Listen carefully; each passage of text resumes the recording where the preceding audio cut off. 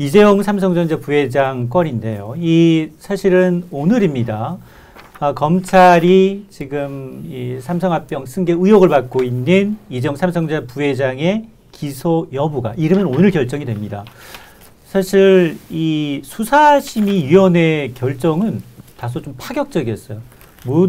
대부분의 사람들의 일상적인 정서를 좀 벗어나는 아예 수사 중단하고 불기소하라고 했거든요. 이 판결 어떻게 보셨어요?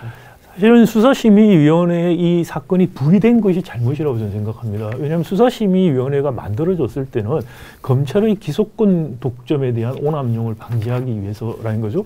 제일 큰 것이 기소를 안 하는 문제입니다. 예를 들어서 제19 감사기 해서 기소 안 해버리면은 사실은 더 이상 어떻게 할 방법이 없어져요. 그런 부분이 제일 컸고요. 네. 일본에서 비슷한 제도가 생겼던 것도 검찰이 기소를 안 하는 식의 남용을 하는 걸 막으려고 생겼습니다. 자, 우리는 이제 기소하는 것도 다루게 된 이유 중에 하나는 뭐냐면은 사회적인 약자들, 그렇죠? 수사에서 무리한 수사를 하게 된다든지 또는 정치적 동기를 가진 수사를 하게 되는 것들, 그런 것들에 대한 견제장치로 지금 들어온 겁니다. 근데 이재용 부회장 같은 경우에는 검찰은 기소를 하려고 구속영장까지 청구를 했던 상황이기 때문에, 그리고 두 번째, 이분이 사회적 약자거나 정치적으로 핍박을 받는 상황 아니죠.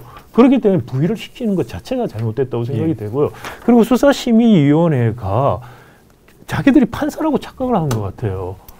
자, 뭐 전문성이 있고 없고 이런 이야기를 합니다. 전문성은 지금 잘 모르겠어요. 그분들 일일이. 그렇지만 아무리 전문성이 있더라도 그 복잡한 사건을 하루에 모여가지고 이것이 법이 유죄니 무죄니라는 식의 판단을 한다는 것 자체는 불가능합니다. 그건 오랜 시간의 공판을 통해서 재판정에서 공방을 통해서 증거를 들이대고 양쪽의 논의를 통해서 지켜야 되는 것이고, 그런 취지로 사실은 구속영장을 발부하지 않은 영장판사가 판시를 한 것이죠. 저는 물론 구속영장 발부 안 한 것도 잘못이라고 생각합니다. 왜냐하면 발부 안 할 때 증거인멸 우려 같은 게 보통 없다고 이야기했는데 그런 말도 명시하지 않았어요. 왜냐하면은 피의자가 증거가 확립됐다고 충분히 말을 했는데, 그런데 피의자는 증거를 부인하고 있었어요. 혐의를 좀 부인하고 있었죠. 그러면 이건 보통은 증거인멸이 우려된다고 해서 구속영장을 발부를 하는데, 그런 상황에서 구속영장 발부하지 않으면서 증거인멸 어쩌는 이야기를 전혀 빼버렸다는 거죠. 네. 그것도 문제가 있었는데, 그에 나온 수사심의위원회는 훨씬 더 소집된 것도 문제였고요. 부의된 것도 문제였고, 그리고 거기서 발표할 때 구체적인 어떤 근거도 없이 강력한, 아주 강한 결정을 내려버린 거. 이게 이제 반복이 될 수 있다면은 우리 재벌들이 앞으로 기소당하면은 다 수사심의위원회 열어달라고 해서 거기서 불기소하라고 끄집어낼 수 있는 방법들이 있죠. 많이 있죠. 미국 같은 경우도 그 마피아 영화 같은 거 보면은 그런 일들이 일어나는데, 그런 일 안 일어날 거라고 저는 생각하지 않습니다. 자, 그런 의미에서 굉장히 나쁜 선례를 남길 수 있고, 이것은 어디까지 대법원 예규에 의해 만들어진 기구일 뿐입니다. 검찰이 만약에 이것을 핑계로 불기소를 하게 된다면은 스스로를 부인하는 것이 되겠고요. 몇 년간 수사하고 그 방대한 기록으로 영장 청구까지 했던 자기들의 행위 자체에 대한 정당성을 스스로 부인하는 것이 되고, 그리고 굉장히 나쁜 선례. 사법부의 독립과 사법부의 권한을 대검찰 예규로 제한하는 비헌법적이고 반헌법적인 상황이 될 수도 있다 생각합니다. 검찰은 어쨌든 궁지에 몰렸어요. 이제 뭐 어차피 구속 수사 중단부터 이제 수사심의위원회 전례를 보니 한 8차례 이런 수사심의위원회 권고를 그대로 다 받아들였어요. 그리고 구속영장 청구했는데 또 기각됐어요. 이러다 보니까 이건 뭐냐, 검찰이 과잉수사한 게 아니냐, 증거불충분이다, 이런 얘기 나오고 있어요. 과연 어떤 판단을 할까요? 저는 일단 검찰은 거기에 흔들리지 않을 거라고 보고요. 저는 검찰은 소신대로 할 것이다. 왜냐하면 지금 검찰개혁을 이야기하고 있는데 이렇게 검찰개혁에 빌미를 줄 수 있는 저는 일들을 과연 검찰이 하겠는가 하는 차원에서 저는 검찰은 검찰 소신대로 저는 갈 것 같고요. 저는 기소할 거냐 그 문제가 아니라 구속할 거냐 안 할 거냐에 있어서 저는 구속하는 것은 좀 심할 수도 있겠다. 그러나 검찰은 검찰대로 검찰권을 행사하고 그 다음에 불구속 상태든 어떻게 됐든 간에 사법부의 어떤 법에 의한 판단을 우리가 기다려보는 것이 옳지, 뭐 삼성이 역할을 했으니까 뭐 봐주자든지 네. 뭐 이런 식의 저는 여론으로 접근하는 것은 저는 매우 과거에도 나쁜 선례였고 예. 앞으로도 저는 나쁜 선례라고 봐서 문재인 정부가 이야기하는 사법개혁과 어떤 검찰개혁의 차원에서는 저는 검찰이 어떤 판정을 내릴지 그야말로 전 예의주시하고 있습니다. 지금 상황이 삼성한테 굉장히 좀 유리해요. 경제 상황은. 분명히 풍전등화와 같은 코로나19가 과거 대공황에 비견될 정도로 안 좋은 상황인데 삼성이 한국 경제에 차지하는 비중을 봐라. 자, 그 이재용 부회장이라든지 네. 총수들이 과거에 구속됐거나 감옥에 있었을 때 흔들렸던 기업 집단이 있나요? 거의 없어요. 없습니다. 그거는 공포 마케팅이고요. 정말 이재용 부회장이 본인 때문에 기업이 어려울 것 같다. 우리 흔히 직장인들이 그죠? 조직에 피해를 주지 않기 위해서 어떻게 합니까? 사직합니다. 그리고 개인적인 일에 몰두하겠다고 하겠죠. 이재용 부회장은 삼성을 핑계로 상성을 볼모를 삼아서 자기 부명운동을 하고 있는 것이에요.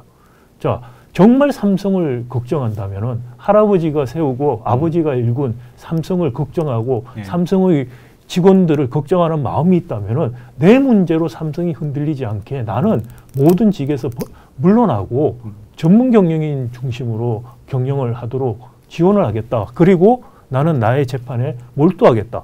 지금 이재용 씨의 재판이지 삼성의 재판이 아니에요. 삼성은 피해자입니다. 이재용 씨가 가해자고. 그런데 왜 자꾸 삼성이 어려워진다고 이재용 씨를 봐줘야 된다는 이야기를 하는지 저는 이해할 수가 없고요.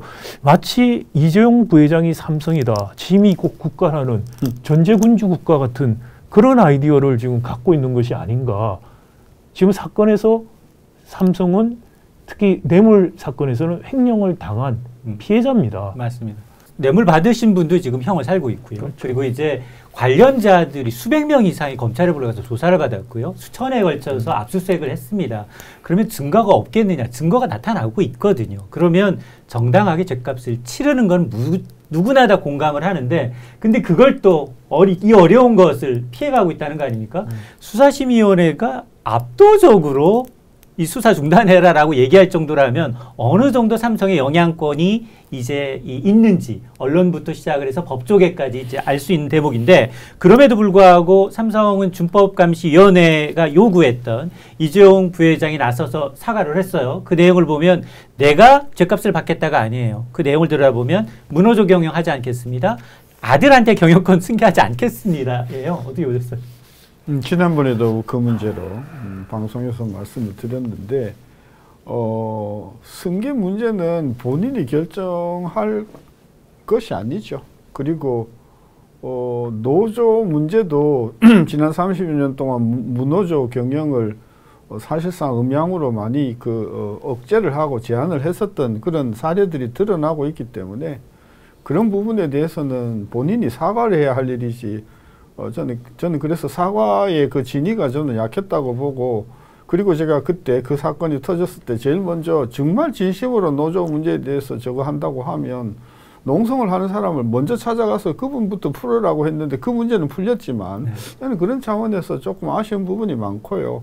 아까 저는 그 박상현 교수님 이야기하신 것 중에서 오케이 이 재판이 끝날 때까지는 저는 일단 책임자에서 물러나서 재판의 결과를 보겠다. 전 재판의 결과를 준엄하게 저는 따르겠다. 전 그렇게 했으면은 어느 정도 전 불신이 풀렸을 것인데 계속 자리에 차고 앉아 있으면서 그다음에 각종 여론이나 영향력을 동원해서 자기의 유리한 쪽으로 여론을 몰아가면서 빠져나가려고 하는 그런 것들이 저는 그냥 중립적인 입장에서 봤을 때도 납득이 안 가는 부분이 좀 많다는 생각인 거죠. 예, 앞서서 박 교수님은 한국판 뉴딜을 하면서도 대기업 위주의 발전이 아니다. 공정한 기회가 있어야 된다라고 언급을 해주셨어요.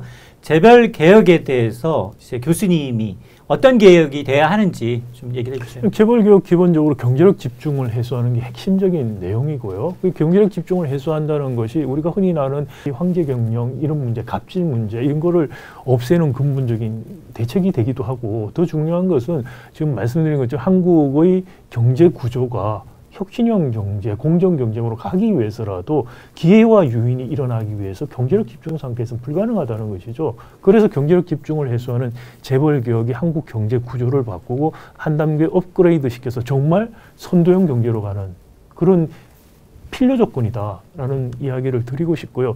경제력 집중이 이렇게 유지가 돼서 사법부, 입법부, 관료들, 학계, 언론계 이런 과도한 영향력을 행사하게 되면은 민주주의와 시장 경제는 형해가 된다. 뼈다귀만 남고 실질적으로는 민주주의가 아니다. 대한민국은 민주공화국이 아닌 재벌공화국, 삼성공화국, 나아가서 정부 여당이 지금 추진하고 있는 차능 의견권 제도 이런 것들을 도입하게 되면 재벌 왕국이 될 거라고 저는 생각이 됩니다. 그런 일들이 일어나지 않는 반대로 가는 개혁이 필요한 시점에 지금 문재인 정부는 거꾸로 가고 있다. 매우 심각하게 걱정하고 있습니다. 다른 정부는 몰라도 촛불혁명에 의해서 집권한 이 정부가 처음에 공언을 했듯이 뭐 저는 재벌을 뭐 때려서 없애라 이런 차원이 아니라 과도한 영향력, 사법계, 문화계, 언론계 그 과도한 영향력을 통해서 건전한 사고를 저해하는 쪽으로 이렇게 가는 것은 문재인 정부가 하지 않으면 누가 하겠는가 그런 차원에서 기대를 많이 했는데 역시 똑같아지는 것 같아서 많이 아쉬움이 있고요. 만약에 정권이 바뀐다고 하면 더더욱 걱정이 많이 되는 부분이지 이 부분에 대해서. 예.